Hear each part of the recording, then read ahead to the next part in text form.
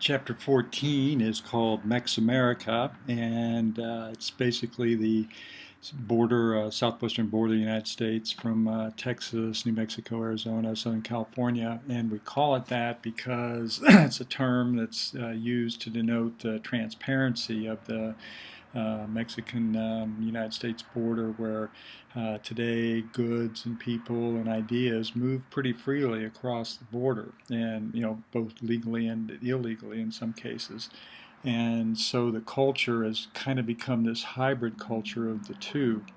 And that's kind of what we'll explore. We're also going to look in the lecture. It's not really specific to the book. Is on the whole idea of maquiladores and what NAFTA has done. So there's questions on the test about that. So make sure you pay attention to that part of the lecture. Um, Again, it parallels the Mexican border, but also overlaps some other regions to some degree. So it's what we call tricultural, because besides the white Europeans and the Spanish, there's also the Native American population, which of course was the the first population there. But all three are on the same landscape, and they all overlap with each other. Very arid climate. This initially discouraged the European settlement because they didn't see the land as worth anything. It was dry and hot and cold at night, and they didn't see any potential for agriculture or anything. But it was the home to substantial numbers of Native Americans. So here's the region, again, from just a little bit west of Galveston, Houston area, all the way down to Brownsville. And note that almost every U.S. city has a companion city on the other side of the border. Brownsville, Matamoros, Laredo, Nuevo Laredo, for example, El Paso, Ciudad Juarez, Nogales and Nogales, for example, San Diego, Tijuana. And so this is kind of what we're looking at, but it extends all the way up into almost all of New Mexico and up to the Colorado River, the Grand Canyon in Arizona, and up to the Central Valley in California, and includes, a big part of Texas as well. Again, climate-wise, generally hot and dry. It's got Death Valley, it's got the deserts. These are all high-pressure desert type of climates with not a lot of rainfall. If you go across latitudinally, you'll run into the Sahara Desert, for example, and the Arabian Peninsula. The eastern portion is not quite as dry. That's the portion over in Texas. When it does rain, though, you're going to get flash flooding, which is the main erosional feature in the desert areas. And conversely, a lot of water shortages, which, as if you live in California, you know what that means. The American Indians were the first inhabitants, but were ostracized and oppressed by both the Spanish and then later on the Europeans. And to some degree, that's even the case today, in that it's a tough life on the reservations for Native Americans even today. But it makes for a very, very culturally diverse area. So this is just the percentage of Indian population, percent of total population by country. So notice right here, and these are all Native American lands, the Four Corners area, Navajo especially, and then the Plains Indians over here, for example. But notice here it can be as almost 100% of the population is Native American. We'll revisit that in a couple slides. Most people think that around 40,000 indigenous people lived in the Rio Grande area at the time of the first Spanish explorers coming into the area.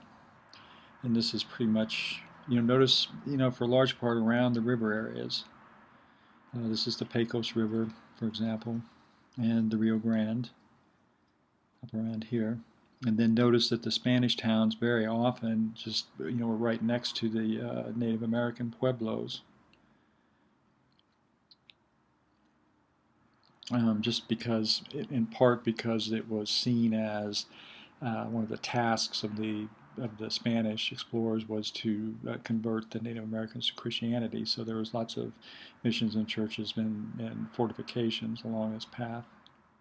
But notice Comanche, the Navajo over here in the Four Corners, Apaches down here, and Apaches closer to Mexico. And here's today's reservations. again, the major ones in the what we call the four corners, where Utah, Colorado, and Arizona, New Mexico all meet, which is kind of neat. If you ever drive there, you can just like skip from one state to the other in 10 seconds, touch them all. So these are the largest groups. Notice the Navajo, the Hopi, the Utes up here, um, and the Pueblo Indians over here. And over here in California, for example, you notice different collections of Indians, of Native Americans. But again, most of them here in this. So notice the Hopi are surrounded by the Navajo, which makes for some if it's, we're not going to go into it here, but it's something if you study, it makes for some unique situations. Now, around 1550, the first Spanish exploration took place. Again, looking for gold and silver, but they didn't find any, but they still laid claim to the area. Since there were no valuable resources, there was little settlement, and that coupled with the fact that it was a very long distance from the home of the Mexican Empire, Mexico City, there wasn't much attention paid to this region. Eventually, the Spanish, as the United States became, started to expand, even though it was still colonies of Britain, the Spanish saw this in a more strategic sense, if you will, so they settled up the Rio Grande Valley, which we just looked at, settled into Arizona, especially Texas, and into California as well. They saw this as basically an extension of Mexico, and they wanted to populate it, and there were no Spanish, there were no Mexicans, so they encouraged Anglo-Americans to move into these areas, and that led to the initial settlement of Texas, for example, at least in the western part of it. Again, Coronado was probably the most famous explorer that went up there. So again, searching for El Dorado, the cities of gold, and this led to basically three centuries of Spanish settlement. And you can see even today many of the counties down here are still, and cities have Spanish names, for example. And if you go way up here. There's Goliad. There's the Alamos in Corpus Christi and San Antonio, which is up here somewhere. Well, up here in Behar County, for example. So the Spanish, had occupied this, but again, encouraged people, who were dissatisfied with the new United States to settle into Texas, where they were often given, big hunks of land. Now, this led to the Spanish American, or the U.S.-Mexican War. The United States defeated Mexico in 1836 after at the Battle of San Jacinto, and then in 1945 the U.S. annexed Texas. 1845 annexed Texas and made it a state, or we're going to make it a state. Let me go back a couple slides. Well, we can look at this one. So all this was under Spanish occupation, and this is basically what the war was fought over. So the U.S. won in 1848. The Treaty of Guadalupe Hidalgo was signed, and New Mexico, Arizona, and Southern California and Texas were all ceded to the United States.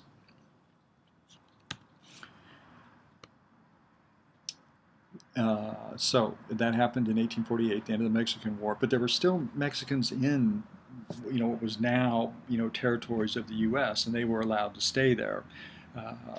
And so we had a Mexican population in the United States, in what would later become the states of California, New Mexico, and Arizona.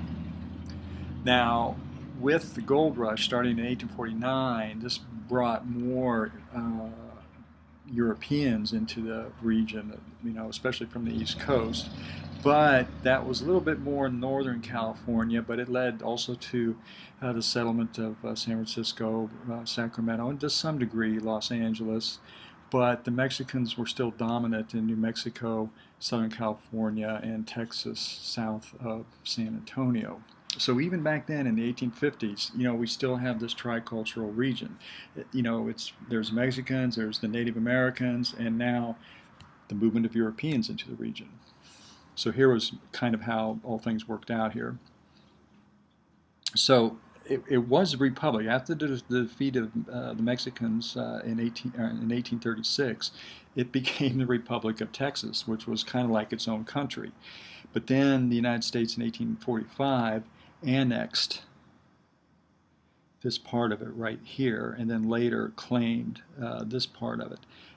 With the Mexican War, the U.S. Obtained all this area. Mexico was defeated and gave us this area, and then later on we purchased this from Mexico. So all this became territory of the United States. You know what? And then we'll stop here. I'll make because we want to talk about this, so we'll make this the end of part 1.